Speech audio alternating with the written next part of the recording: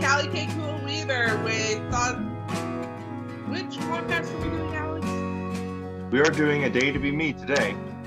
Okay, sorry for the confusion. This is Callie K. Cool Weaver with A Day to Be Me podcast with your co-host Alexander Hodge. Yeah, which one are we doing? That is quite the question. So, on today's topic, as we all know, as hopefully we know by now, that A Day to Be Me is more topic-based, more than it is a free-for-all. Last night, I was doing some deep research into meditation practices, and I delved into how, like, religious experiences and things that are like cross-culturally, and I've discovered that there's a few of them that talk about the same thing, independent of one another. So I find this quite fascinating, that the translation of the word like Nephil, Nephilim, Nephilim, and the nether realm, they're all talking about the same thing, but it's independent of belief and independent of culture, pretty much for the most part. Sure, they may have exchanged ideas on what this is, but what are these people, what were they seeing, and how did these ideas manifest about in the first place? Because we got to remember, our ancestors, we came from a line of literally something that is close to primates, and when we became conscious beings, for how conscious we are as human beings, that and where's information coming from? And I personally wonder, where do dreams come from? You know, certain thoughts and certain energy patterns in dreams. And is there a way that we can manipulate that at will, like tuning, like almost like having a radio, tuning a radio for frequency, but at will tuning our own frequency to match something? So and this idea behind the Nephilim and Nephilim and the nether realm of these are like different, seems almost like these people from these different beliefs are seeing the same thing, and how are they accessing this idea at the same time? Well, I'm starting to believe that by meditation practices and certain like substances like mushrooms, or certain like things that tune your brain frequency, because I also recently learned about, not recently, I was kind of aware of this before, of the different brain wave states that we can fall into. First, there's the delta wave, which is very low frequency, smooth. It's the lowest frequency on the brainwave spectrum. And we access this when we're in deep sleep, when we're out cold and we're not really threatened by anything. We're just asleep. That's when our delta waves in our brain are at full. And then above that is more frequency, is called theta. Then you got waking theta, which is like the twilight zone, like imaginative state where you're not threatened. You're not like all over the place with anxiety and depression and all this stuff. I really believe that it can be trained like any other muscle. I believe that the tapping into these frequencies can be trained like any other muscle, like anxiety relief, antidepressant type things, but we actually have to act out the behavior in order to access these states, instead of drowning ourselves in pills every day. So now, again, disclaimer, I'm no doctor, but I also don't really as much agree with how quick a lot of these doctors were to prescribing medications to children who have no voice, and or really no concept of these exercises on how to access those states naturally. Or I recently discovered how to access those states naturally, and I'm getting better at that with practice. So you got back to the frequencies. You got delta, theta, you got waking theta, then you got alpha, which is you're conscious, but you're aware. You have a heightened sense of awareness. It's like, oh, I put this coffee cup here. I know it's here. Or say, oh, my phone is in my left pocket. I know where it is at all times. Or say if I am concentrating on something at work, I'm able to learn. I'm still able to absorb information. By the way, the lower the frequency, the more able you are to absorb new information. Now, there's a frequency that's above alpha, that's called the beta state frequency. That's when you're under a lot of stress. You ain't learning crap, by the way, because you're literally, your trust levels are gone. I should know. When I was 300 pounds in that state that I was in when I was 18, 19, 20 years old, I must have been in like the beta frequency for so long because I wasn't really retaining information. I was forgetting what I've learned in school. Not only like not absorbing information, but like blocking information, but I was also forgetting myself. And I was dying essentially. Like my mental health was dying. And a part of me had to go. That's where I went into the psychosis when I think I was what, 17, 18 years old when that happened. And I was in the hospital. It was very, very frightening. But I think it's because I was in a high frequency alert beta state for so long that my body was like, okay, screw you, buddy. We're going to shut you down for a moment and disconnect you completely from reality. And that wasn't at will. It was not like I chose to do this. I'm starting to figure that out now and forgive myself for it. I was very ashamed of it for a while, personally, but it's funny. It wasn't me that did it, though. So it's not really my fault. I have to remember that my body just shut down on me because it was in a defensive mode right there, and it was needed. So in a way, I'm kind of glad it happened.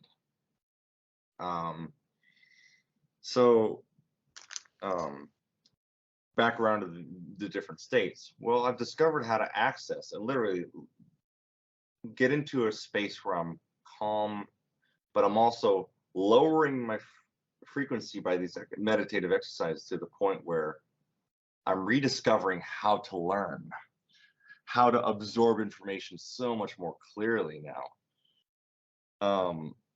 This is one of the ways. I'm going to reveal a little secret on how I learned skiing so quickly. That was one of the ways I did it. Was I meditated and I entered the theta state at will. I would just sit quietly, and after watching a YouTube video or studying intensely on how to ski, but then after that I would rest and I would dream and manifest in my mind what it would look like to be able to do this sport like a pro. And it happened. I was learning. The results were going up. And my coach, by the way, entering these brain wave states, I want to bring it around to this, how you develop as a child. So that when you're a baby, you're in delta. You have no really conscious awareness of anything threatening outside of what is internally happening to you. Sure, you might cry if you're hungry, or you might, because that's all internal.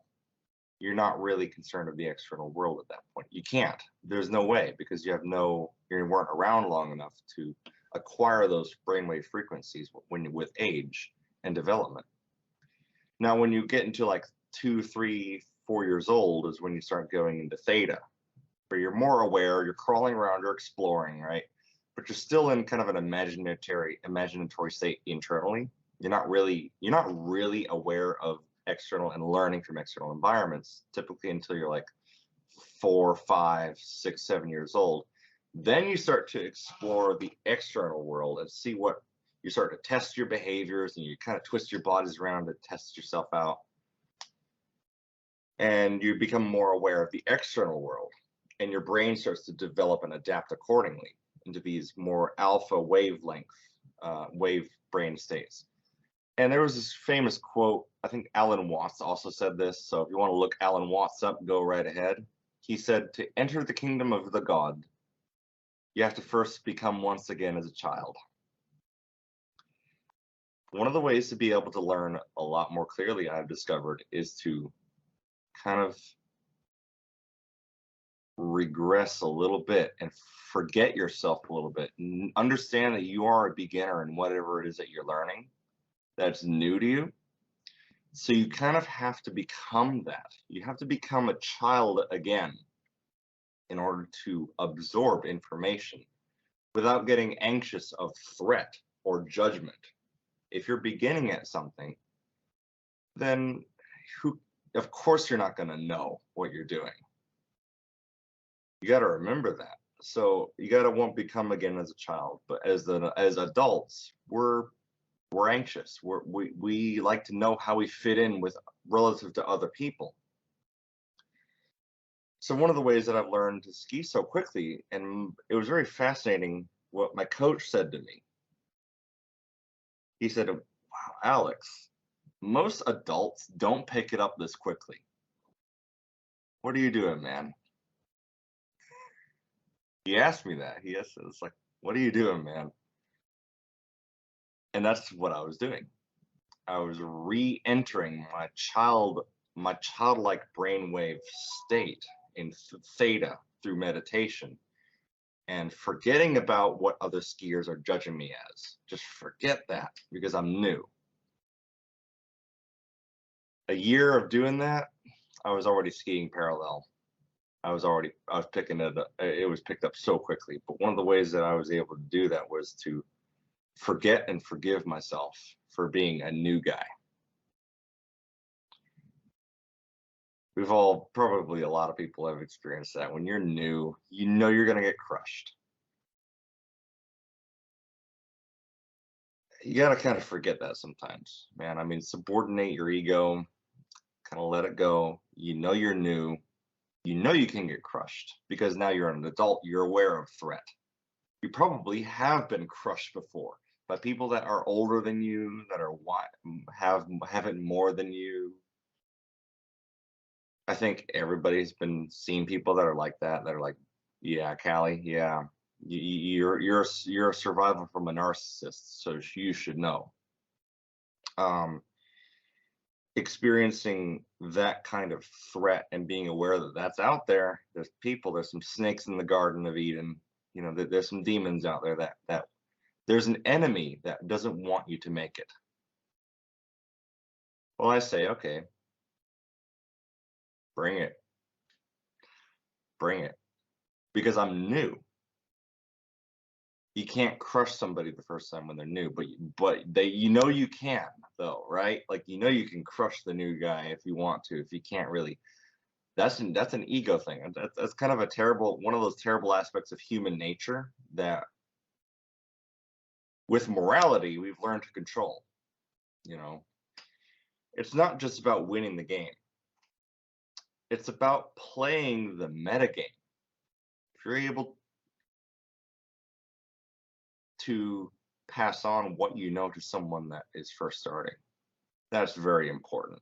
That's the gods smile upon that, really, because the universe, you play with that, you're going to get a positive feedback loop. You're going to feel better about yourself. The person that you're coaching or whatever, or mentoring, or even just being a friend to, is going to be so grateful, especially if it's someone who has undergone the threatening aspect of narcissism and these different people that they know you're new, they know they can crush you, and they will crush you. Those are the snakes out there that we just got to avoid them. We just got to forgive ourselves and say, hey, one of the ways that I enjoy doing that, once I learn the subject and I surpass the narcissist, then they get all mad and shit, you know. And yeah, it can ruin relationships, but sometimes it's necessary. Sometimes it's necessary to be able to do that. Um, but one of the ways to get there is to remember that, oh, you're a child at this. You have to also become that frequency with your brain waves, and it resonates, and you're able to absorb new and actually take in new information, and like a champion, you're actually able to absorb. This is why children actually learn so quickly. That's why my coach said, like mostly children learn it this fast. How, like, well, that's how I did it. That's how I picked up skiing so quickly. To enter the gods, I had to become once again as a child.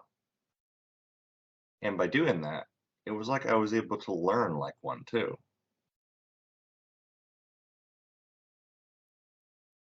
So Callie, I'm just curious, what do you know so far about like meditation, being able to like tap into these different frequencies and learn and be able to relax? Like what kind of exercises do you do to get there?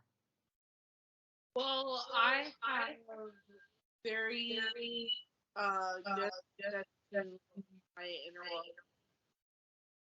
I have DID, Hmm. and I go into a specifically designed inner world. It's a lot different from what you're saying, but I do access that level of consciousness and subconsciousness through meditation. I play meditation music. I get some like incense or some scents going, and I clear my head, completely clear it. Yeah. I have a theory as to what happens when people reach that state, because that's a state there. Almost like how you can break a glass with sound, or how like certain things can vibrate, or even when you tune a radio to a certain frequency, it resonates with an external frequency so that you can hear it as sound or as music. I really believe that by entering that state, we're tuning our frequency to resonate with the universe. And that allows us to learn things a lot more clearly. We're able to access and observe ourselves way, way differently than, say, when you're in predatory flight or flight, hot breath, fight or flight mode, where you're not really learning anything at that point. You don't trust anything.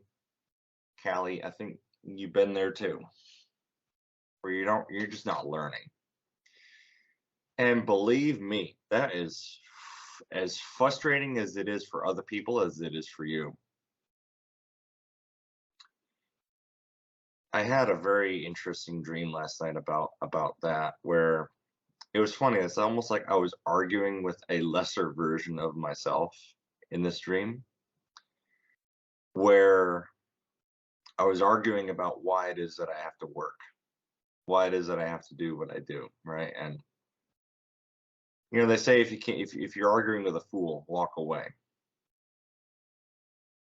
Kind of, because if the fool is in heightened beta state, they're not going to learn anything from you. So sometimes the best strategy when somebody is in that state is to walk away and then re-enter them when they've calmed down. This is something I think that's more prevalent in women than it is with men. Women are more emotional creatures. They can't, their rationalization is very differently structured for the most part. I think it's what they're taught, because they're a woman, they're taught a certain way. At least maybe a little bit differently than men, but of course, and we have our states too where we're not picking up anything. Like, you ever seen, and I've seen this too, with men that just, other guys that they just won't budge, no matter how much reality that you throw at them, and they're not learning. It's because their brain rate frequency is too erratic. It's too high. It's almost like gamma rays. they're not absorbing any information because they're threatened, or they're, well, that's pretty much it. They're in a fight or flight mode right there, where they're not learning. And believe me, it's fucking frustrating. But I think it's as frustrating for them as it is for me. I wonder that sometimes. Is it frustrating for them, like, as too, because they're not picking it up and they know that they're not picking it up? That's when life hits them. It gives them a good wallop. It's like, all right. God is like, okay, you didn't see it. Life.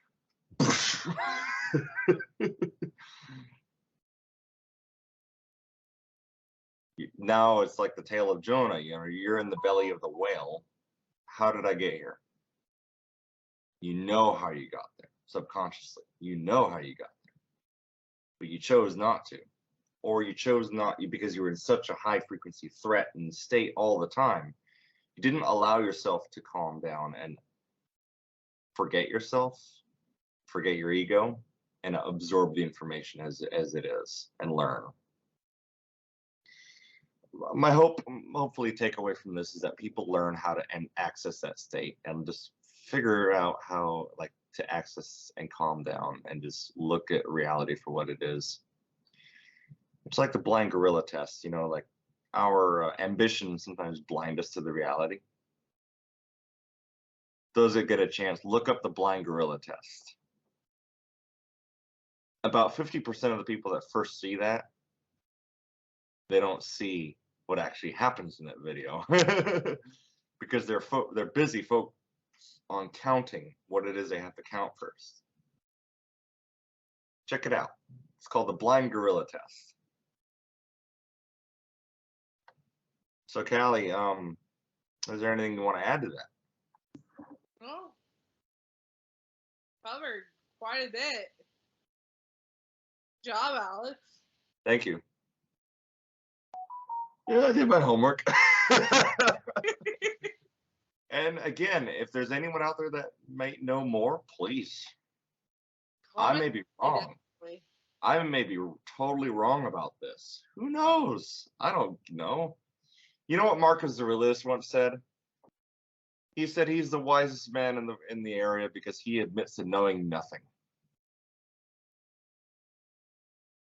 So, I'm asking for a suggestion, man. If anyone knows anything else about this topic, please leave it in the comments or message Callie here. And yeah, I mean, you know, it's one of those things when it comes to learning is to admit at first, if you're a beginner, to admit that you know nothing. That's wisdom. That's playing the metagame. You're not playing to win or lose.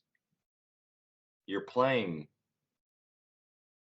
just to dance with the universe. You're playing to learn so that you can, and then hopefully you can pass it on to others, not just to fucking win all the time.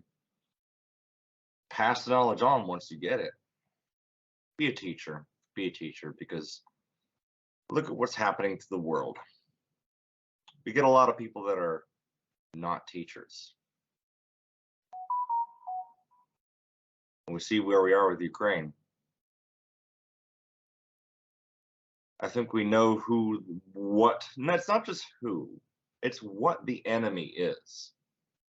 The enemy is an entity in the universe, is the kind of thing that does not want you to make it.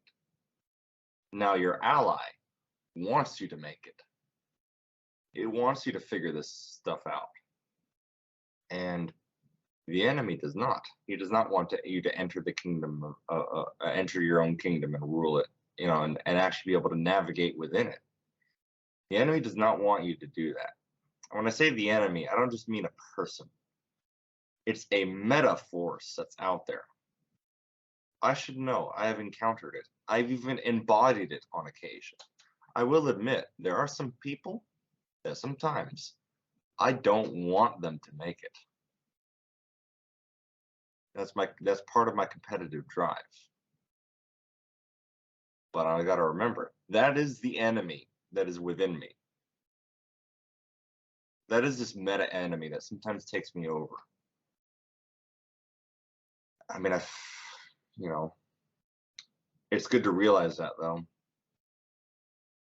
not just me talking, it's the enemy that I gotta kind of, okay, calm down, Alex. Push that out of your system.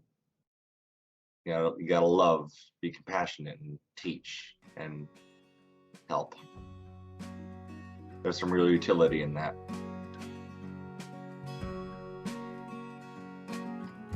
All right, ready to wrap this up.